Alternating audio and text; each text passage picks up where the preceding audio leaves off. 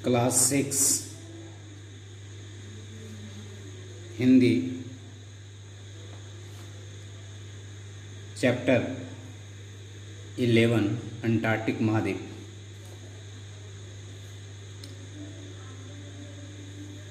भारत सहित विश्व के अनेक देश आज अंटार्कटिक महाद्वीप की ओर टकटकी लगाए देख रहे हैं। कोई वैज्ञानिक अनुसंधान के लिए, तो कोई जल प्राप्ति के लिए, तो कोई अपने नागरिकों को वहां की सैर कराने के लिए अंटार्कटिक महाद्वीप की ओर नज़र बनाए हुए हैं। आज पृथ्वी पर यदि किसी वस्तु को अमृत माना जा सकता है तो वह है पानी, ताजा पानी। पृथ्वी पर जीवन का अस्तित्व पानी के कारण ही है। इसके बिना कोई भी जीव जीवित ही नहीं रह सकता। कोई भी प्राणी जीवित नहीं रह सकता। पानी ही वह वस्तु है जो पृथ्वी के एकदम दक्षिण भाग में स्थित अंटार्कटिक में बहुत ही बड़ी मात्रा में उपस्थित है। पृथ्वी के किस भाग में उपस्थित है? अंटार्कटिक।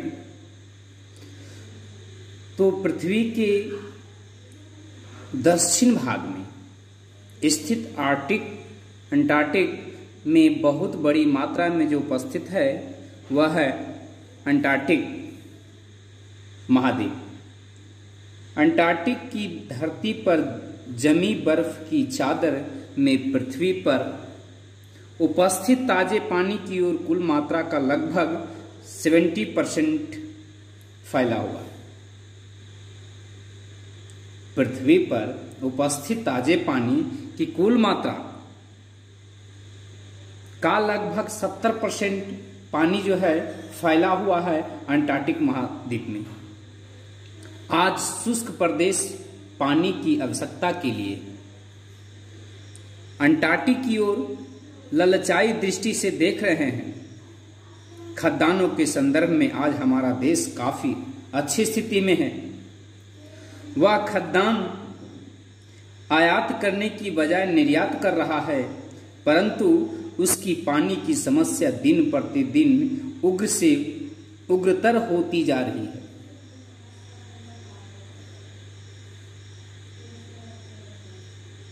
खदानों के संदर्भ में आज हमारा देश काफी अच्छी स्थिति में है, बहुत बेहतर है पहले से। पहले हम आयात कर सकते थे, लेकिन आज जो है हम आयात की जगह पे निर्यात स्टार्ट कर दिए हैं, परंतु उसकी पानी की समस्या दिन प्रतिदिन जो है उग्र होती ही जा रही है। इसीलिए निकट भविष्य में हमें भी अपने ताजे पानी की मांग को पूरा करने के लिए आर्कटिक की शरण में जाना पड़ सकता है। अन्य महाद्वीपों से भी अंटार्कटिक की विशेष स्थिति के फलस्वरूप वहां ऐसे अनेक भौतिक, चुंबकीय, खगोल वैज्ञानिक, जैव और प्रदूषण संबंधी परीक्षण किए गए हैं। जैसे अन्य महाद्वीपों से विभिन्न आर्कटिक की विशेष स्थिति के फलस्वरूप वहां से ऐसे अनेक भौतिक, चुंबकीय, खगोलीय वैज्ञानिक, जैव और प्रदूषण संबंधी परीक्षण किए जाते हैं और अब भी किए जा रहे हैं। पहले भी किए जाते थे और आज भी किए जा रहे हैं, जिन्हें पृथ्वी के अन्य क्षेत्रों में करना संभव नहीं है। इन प्रयोगों से अनेक ऐसे तथ्य ज्ञात होते हैं या हुए हैं जिनका प्रभाव पृथ्वी के अन्य क्षेत्रों पर प्रत्यक्ष अथवा परोक्ष के रूप में पड़ता है।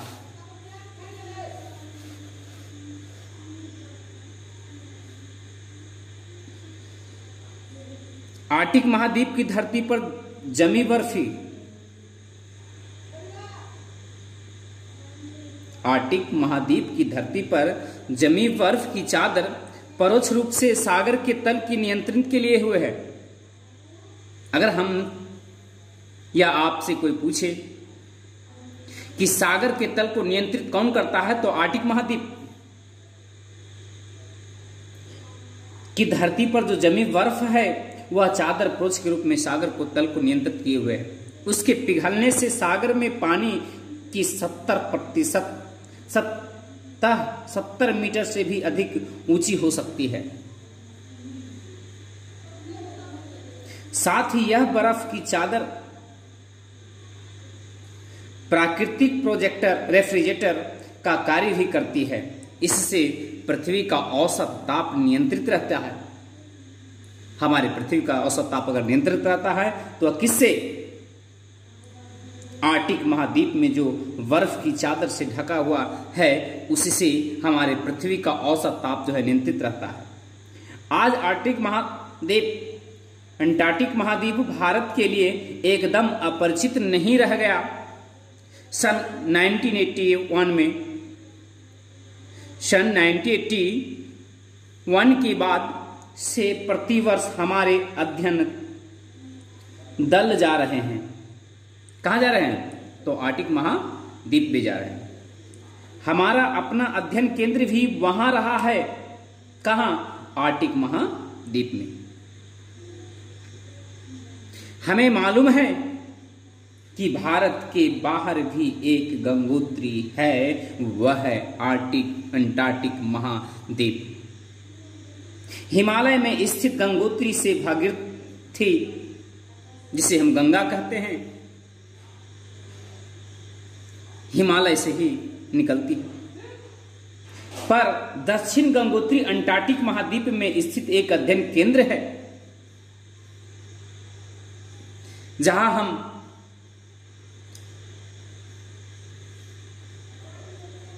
कई प्रयोग वहां पर करते हैं, प्रयोगशालाएं, परीक्षण हम करते हैं। यहां अनेक देश ने अपने अपने वैज्ञानिक केंद्र स्थापित किए हुए हैं। कहां? तो अंटार्कटिक महाद्वीप में। इन केंद्रों की संख्या और आकार दिन प्रतिदिन बढ़ते ही जा रहे हैं, घटने का नाम नहीं ले रहे हैं।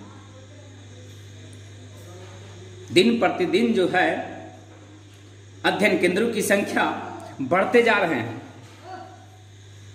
अलग अलग देश का अलग अलग अध्ययन केंद्र है, वैज्ञानिक केंद्र स्थापित है।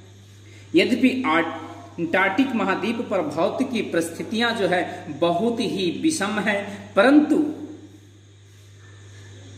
अनेक अध्ययनों और प्रयोगों के लिए यह एक आदर्श स्थल माना जाता है।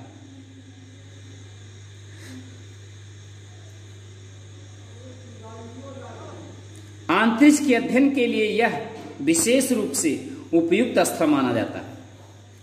कौन? अंटार्कटिक महाद्वीप।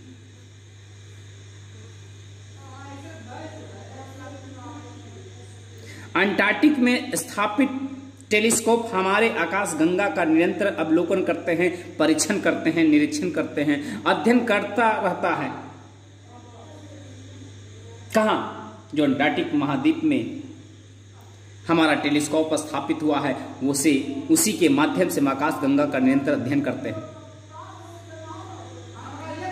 एक अन्य टेलीस्कोप डासी का काम ब्रह्मांड के आकार और आकृति का अध्ययन करना है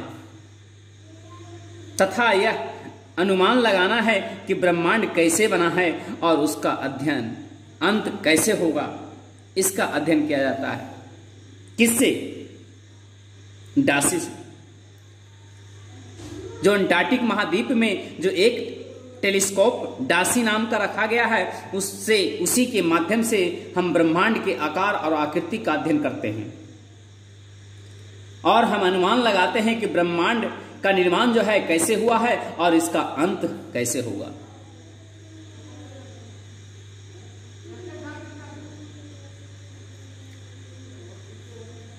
आज अंटार्कटिक में और भी कई विलक्षण वैज्ञानिक प्रयोग किए जा रहे हैं।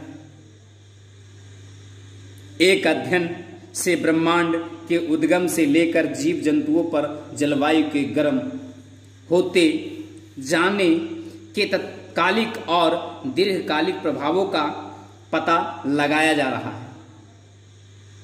कहाँ? अंटार्कटिक महाद्वीप में। आज के दिन में अंटार्कटिक महाद्वीप में कई प्रकार के विलक्षण वैज्ञानिक प्रयोग वहां कर रहे हैं। एक अध्ययन से ब्रह्मांड के उद्गम से लेकर के जीव जंतु पर जो जलवायु के माध्यम से लोगों के ऊपर जो प्रभाव पड़ रहा है, उसी से गर्म होते जाने के तत्कालिक और दीर्घकालिक प्रभावों को पता लगाया जा रहा है।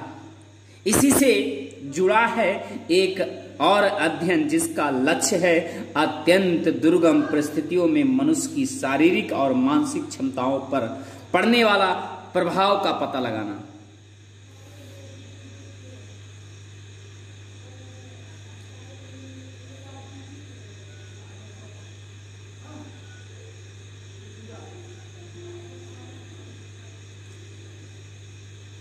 सामाजिक सदियों से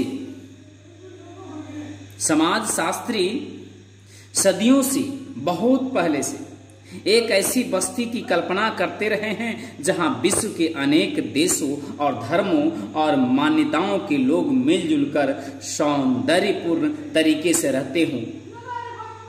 अगर कोई ऐसा क्षेत्र है, कोई ऐसा बस्ती है, कोई ऐसा जगह है, तो वह है अंटार्कटिक महाद्वीप, जहां पर हर लोग, हर वर्ण के, हर देश के, हर धर्म के लोग वहां मिलजुल कर रहते हैं, जहां कोई सीमा विवाद न हो, जहां कोई कोर्ट कचहरी न हो, साथ ही जहां वायु, जल और धरती एकदम शुद्ध हो तथा प्रदूषित रहित हो, न कोई व्यक्ति नशा करता हो और न कोई व्यक्ति झगड़ा करता हो। वैसी बस्ती का कल्पना करते थे लोग। आज अंटार्कटिक में ऐसी बस्तियां वास्तव में मौजूद है। कैसा? जहां के लोग न तो नशा करता है, जहां के लोग न तो झगड़े करते हैं, जहां के लोग न तो प्रदूषण है और न ही कोई व्यक्ति वहां किसी प्रकार की विवाद खड़ा करता है। ऐसी बस्तियां अंटार्कटिक महासागर में अवस्थित है। ये बस्तियां छोटी छोटी हैं और अंटार्कटिक के विभिन्न भागों में स्थित है। ये किंग जॉर्ज द्वीप से मैकमर्डो साउंड तक वैज्ञानिक केंद्र के निकट स्थित है। ये कहां से कहां तक निकट स्थित है? कहां से कहां तक ये फैला हुआ है? ये किंग जॉर्ज द्वीप से लेकर के मैकमर्डो साउंड तक वैज्ञानिक के केंद्र से निकट स्थित ये बस्तियां अवस्थित है, जहां पर न तो नशा करते हैं, न ही झगड़ा करते, न किसी प्रकार के विवाद खड़ा होता है। ग्रीष्म ऋतु में यहां की आबादी बढ़कर 1000 से ज्यादा हो जाती है। कब? जब ग्रीष्म काल आती है, ग्रीष्म ऋतु आती है, तब यहाँ की आबादी बढ़कर के 1000 से ज्यादा हो जाती है। मैकटाउन से अंटार्कटिक सन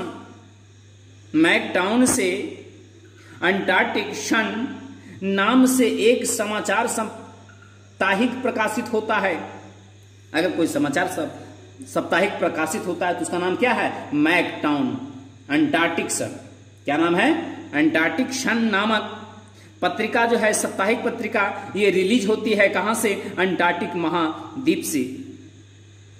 यहां वाहनों की गति को नियंत्रण करने हेतु गति अवरोधक भी लगे हुए हैं। यहां से 3 किलोमीटर दूर स्थित न्यूजीलैंड के बेस के लिए नियमित रूप से शटल बस सेवा भी चलती है। यहां डाकघर, हवाई अड्डा और एटीएम जैसी सुविधाएं भी उपलब्ध है। कहां? तो अंटार्कटिक की बस्तियां में। अंटार्कटिक में वैज्ञानिकों से 3 गुने अन्य लोग रहते हैं। अगर बात किया जाए लोगों की, तो अंटार्कटिक में जितने वैज्ञानिक रहते हैं उससे 3 गुना लोग भी वहां बसते हैं। इनमें से अधिकतर व्यक्तियों का काम वैज्ञानिकों को उनके अध्ययनों और प्रयोगों में सहायता करना है। किन लोगों का? जो अंटार्कटिक महाद्वीप के जो बस्तियां हैं और उस बस्तियों में जो लोग रहते हैं, उनका काम मेन रूप से वैज्ञानिकों के अध्ययन में सहायता प्रदान करना।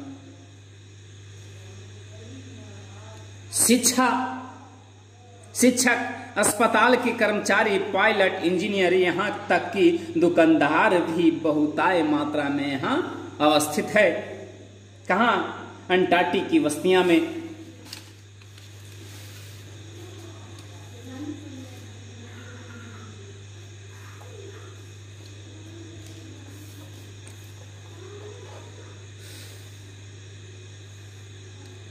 अंटार्कटिक सन के संपादक के अनुसार अंटार्कटिक की बस्तियां में अमीर और गरीब के बीच कोई भेदभाव नहीं है। किनके किनके बीच भेदभाव नहीं है?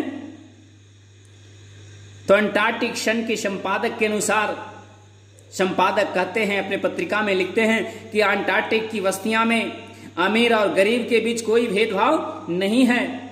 वहां हर व्यक्ति, चाहे वहां विश्व प्रसिद्ध वैज्ञानिक हो या एक मामूली कर्मचारी हो, ये दोनों में किसी प्रकार की भेदभाव नहीं होते हैं। एक मालिक और एक नौकर के बीच, एक ड्राइवर और एक मालिक के बीच किसी प्रकार की भेदभाव की भावना नहीं होती है। कहां? तो अंटार्कटिक की बस्तियां में। लाल रंग का सरकारी परमा ही पहनते हैं लोग। यहाँ के लोगों का सामाजिक स्तर उनकी गतिशीलता से मापा जाता है। सामाजिक का स्तर किससे से मापा जाता है? तो उनकी गतिशीलता से मापा जाता है। यहाँ आने वाले सैलानियों की संख्या लगातार बढ़ रही है। आज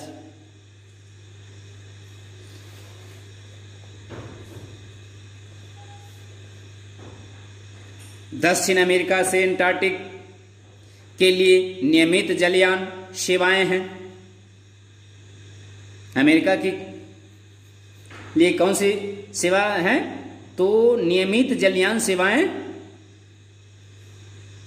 ये हर वर्ष 12,000 सैलानियों को अंटार्कटिक घुमाने लाती हैं। कौन? 12,000 सैलानियों को घुमाने के लिए कौन लाते हैं? अमेरिका से अंटार्कटिक के लिए नियमित जलयान सेवाएं हैं। ये हर वर्ष 12,000 सैलानियों को अंटार्कटिक घुमाने के लिए लाते हैं। ऑस्ट्रेलिया से 14 घंटे की उड़ान भरकर 3,000 सैलानियों अंटार्कटिक पहुंचते हैं। कहां से?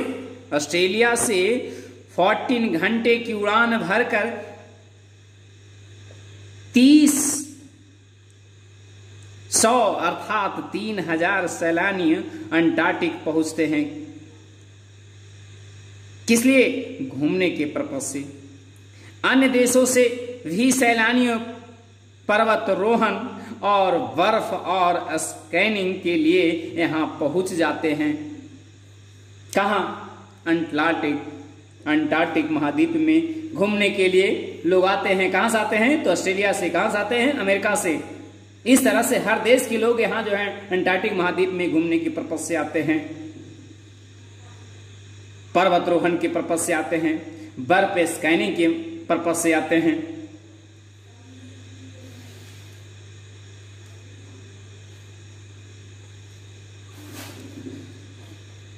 यहां बहुत शुभ संकेत हैं, पर इसका दूसरा पक्ष भी है। क्या है दूसरा पक्ष?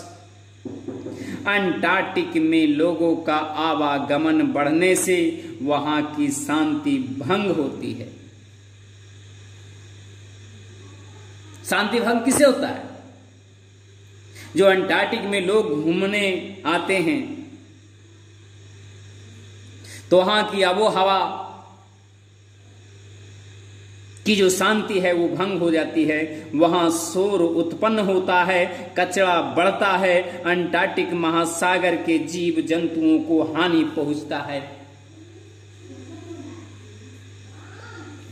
अंटार्कटिक प्रदेश में मानव का जितना अतिक्रमण हो गया है, जितना उपद्रव बढ़ गया है,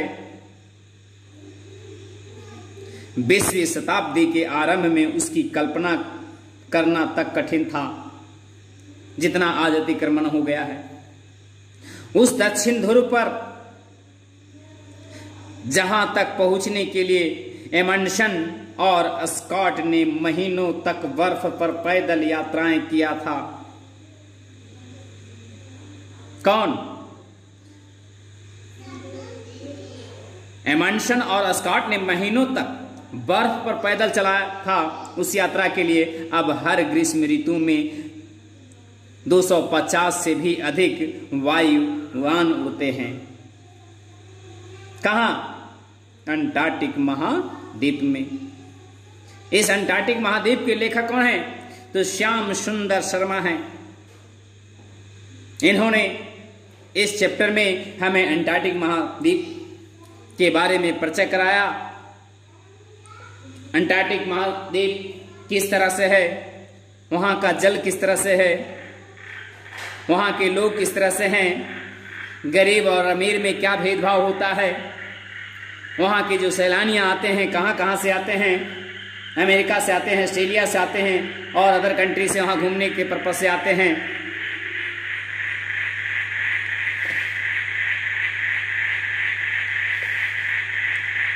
अब हम चलेंगे, यदि अंटार्कटिक की सारी बर्फ पिघल जाए, अब हम निम्नलिखित प्रश्नों का मौखिक उत्तर देंगे। यदि अंटार्कटिक की सारी बर्फ पिघल जाए तो क्या होगा? यदि अंटार्कटिक महासागर की सारी बर्फ पिघल जाए तो अंटार्कटिक महाद्वीप में जो बस्तियां हैं वे सारे जलमग्न हो जाएंगे। अंटार्कटिक को दक्षिण गंगोत्री किस संदर्भ में कहा गया है?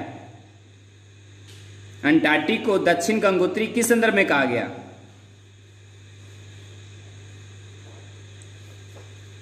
अब इसका आंसर हम अगले क्लास में करेंगे। ये चैप्टर समाप्त हो गई है। Thank you.